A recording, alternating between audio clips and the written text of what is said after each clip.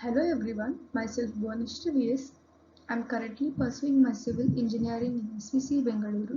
Today we will be discussing about design of dog-legged staircase.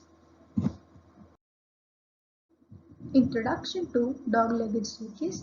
A dog-legged staircase is a common type of staircase that changes direction with a half landing. It is widely used in residential and commercial buildings due to its space-saving design. The staircase consists of two flights that run parallel and switch direction at a landing. Advantages of dog-legged staircase. It provides compact design that saves space compared to straight stairs. Offers better privacy as the two flights are separated by a landing. Can be easily constructed and is cost effective for both indoor and outdoor use. Design considerations for dog-legged staircase. Choose suitable materials for construction such as wood, steel or concrete based on durability and aesthetics. Incorporate proper lighting and ventilation to enhance the visibility and safety of the staircase. Add decorative elements like bolsters, navels and railings to complement the overall design of the staircase. Look into an example. Design a dog-legged staircase for a public building given the following data. In this, clear dimensions of staircase are given, that is the staircase hall is of 3 meter into 5 meter and height between the floor is floor to floor height is 3.5 meters and rise is given as 150 mm, thread is given as 280 mm and width of flight is equals to load of landing width, which is a constant, that is 1.45 meters, and assume it to be supported on a wall thickness of 230 mm. And then they have given the grade of steel and concrete. Then we should sketch the details of reinforcement. In step 1 we will be writing all the details given, that is raise, that is 150 mm, thread 280 mm.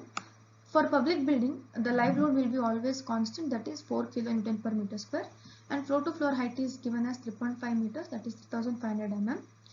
Width of flight is equals to width of landing, which is a constant always. For both these, width of flight, width of landing will be same, that is 1.45 meters, and wall of thickness is 230 mm.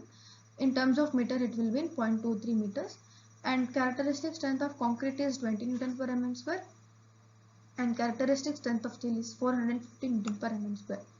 In step 2 we will be arranging the stairs, that is arrangement of stairs, that is we will be finding number of risers and number of threads, that is number of risers is equals to floor to floor height divided by number of risers, number of rise, that is 3500 divided by 150. Therefore we will be getting it as 23.33 numbers.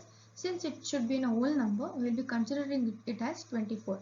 Since there is a change in rise, the further calculation varies. Therefore, actual riser is equals to 3500 divided by 24, that is 145.8 mm. Therefore, number of risers in one flight is equals to 24 divided by 2, which is 12 numbers, and number of threads will be equals to number of risers in one flight minus 1, that is 11 numbers. In step 3 we will be calculating load calculation, that is in staircase load calculation. Load on base slope, that is density into depth, that is 0.15 into density of concrete, that is 25. We will be getting it as 3.75 kilonewton per meter square. Then we will be calculating load of waste slab as horizontal, that is W into square root of R square plus T square by T.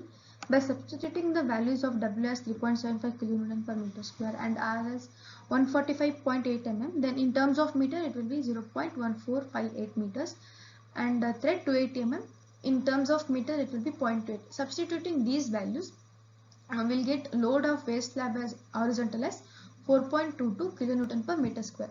Then we will be calculating load of step portion, that is R by 2 into density of concrete, that is R is 0.1458 divided by 2 into density of concrete is 25.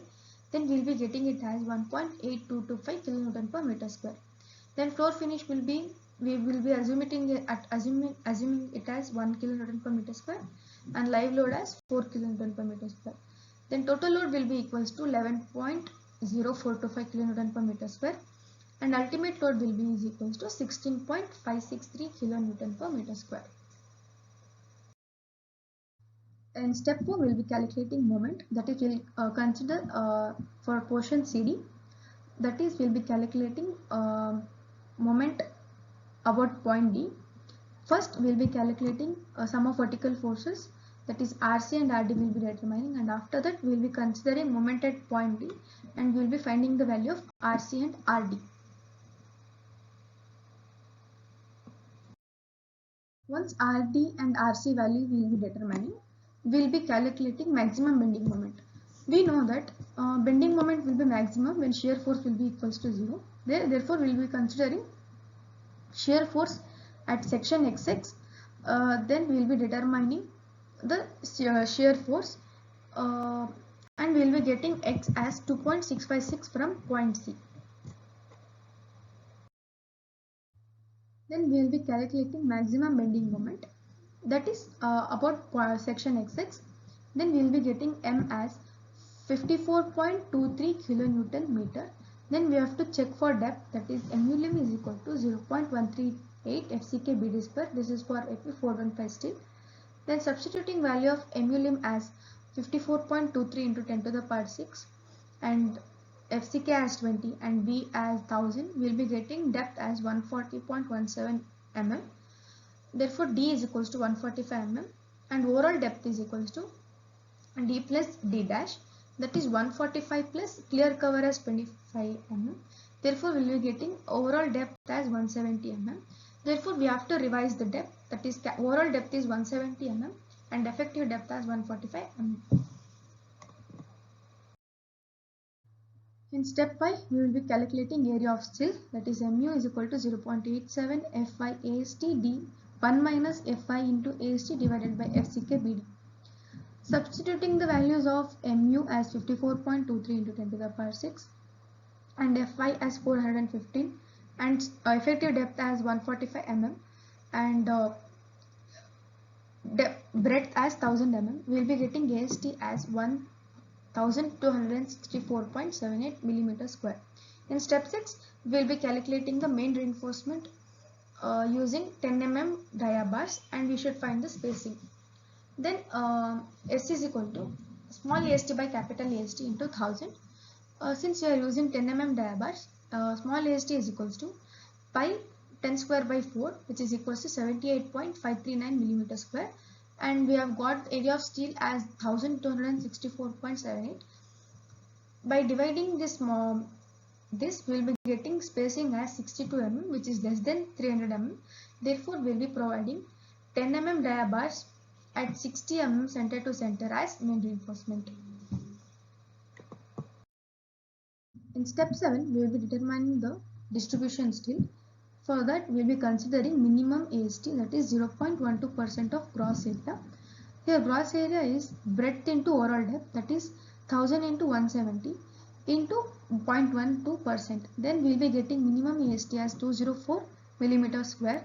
Then using 8 mm dia bar, we will be getting spacing around 240 mm, which is less than 450 mm. Therefore, we should provide 8 mm dia bars at 240 mm center to center as distribution steel. In step 8, we will be doing check for shear. Shear force will be maximum at supports. Therefore, shear force is equals to RD, which is equals to VO, that is equals to 40.603 kilonewton. This RD value we have determined by calculating the moment value.